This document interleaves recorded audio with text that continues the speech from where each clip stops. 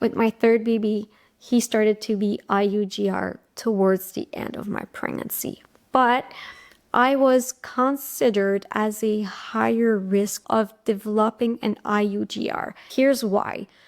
My first 2 pregnancies were SGA pregnancies. And then for the third pregnancy, I still was having an SGA pregnancy, so I was still having those follow-up. But here's the kicker. In my first ultrasound at 12 week, they saw something. So it's called AFP, which stands for alpha-fœtoprotéine. This put me in higher risk of developing a few things, including preeclampsia, placental abruption, but also IUGR. So all my medical teams, and I was with midwife, chose to make me have those more in-depth ultrasound. Everything was fine throughout my pregnancy. Yes, it was an SGA pregnancy all the way to about 35, 36 week.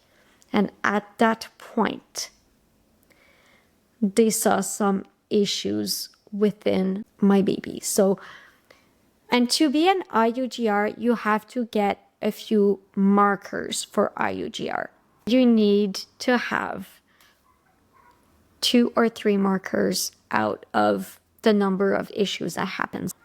One of them is the size of your baby. So it has to be like super fast. Your baby is not growing as much. Or it has to be dropping directly underneath the 3rd percentile, and that's a direct marker to IUGR.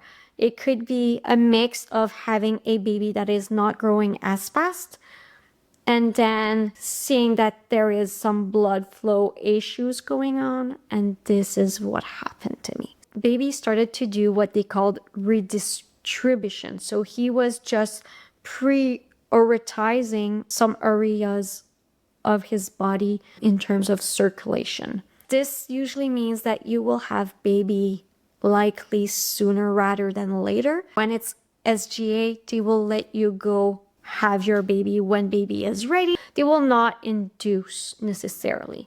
When you're having an IUGR, you can expect to potentially being induced or maybe even getting a C-section if baby is truly not able to get through contraction because his heart rate might drop too low. So this is just something to keep in mind to be discussing with your team. If you didn't see the SGA portion of this little series, don't hesitate to go back and take a look at it.